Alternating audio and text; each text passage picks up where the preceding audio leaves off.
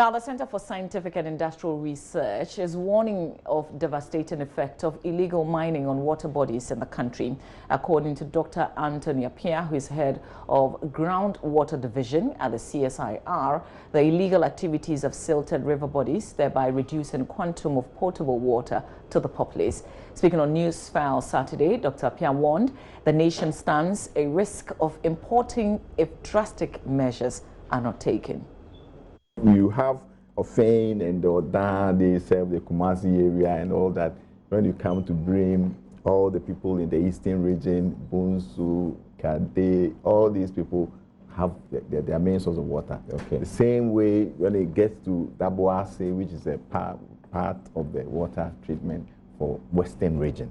So these are our main source of water. So in the past, even though, as I said, these things have been going on, we never had issues with treatment plants having problems, you know. But it get to a point that we realized that, I remember in the 2012 when we went to Daboase, it was so sad.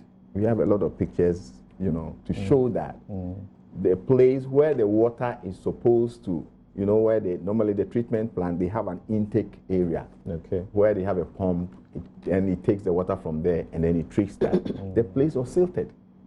Instead of water, it was sand. So what do they treat? Because once the thing moves down, it comes with the debris. So that's why we talk about debris. It's the sand and the clay in the water. So they will come and settle down. They will settle as these things goes on. Eventually, what will happen is that all the rivers will be silted. When we say silted, it means that the sand has formed under it. So if the water has to carry 50 gallons, it can't carry 50 gallons, maybe 5. Because the hole down there is sand. So that's why we're talking about importing water, because your rivers are now silted. Where will the water? They all drain into the sea. And you know, taking water from sea is very expensive. When Ghana Water gave us about 10 years intervals, did you say 20, 30, thereabout or so? Yeah. I think people felt that was too close. But we have also heard suggestions that the way may things be too far away, because the way things it might come too early than we think. Exactly.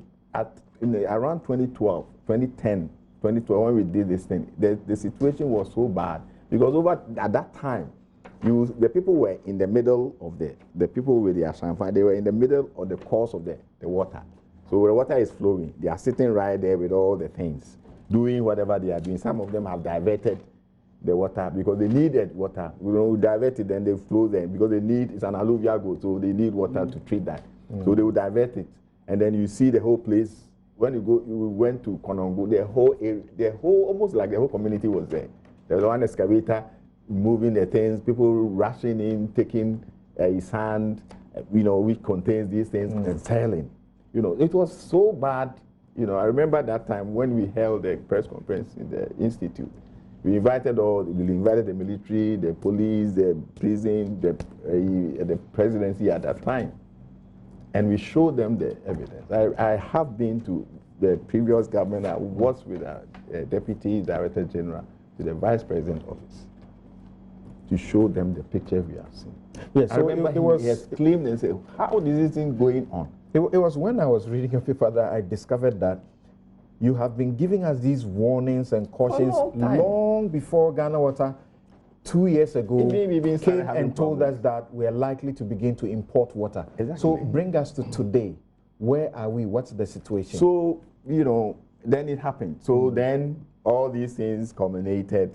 So when 2016, I remember my brother here, we tried to engage the government. We had a lot of meetings at the Flagstaff House, tried to explain to them, we invited the forestry and all these people to see the danger and how we need to do. But of course, at the election year, it's always difficult to get these things done. It couldn't be done.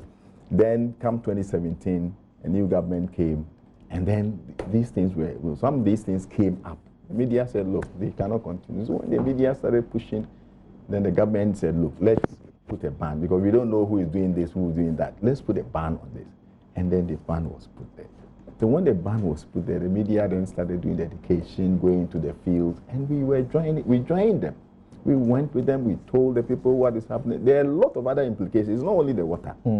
there's a lot of health implications. Yeah. Food security, because the land is being degraded. Then they are adding a lot of chemicals to the land. So there are certain areas you have cocoa farms, they will just clear it and do galamsey.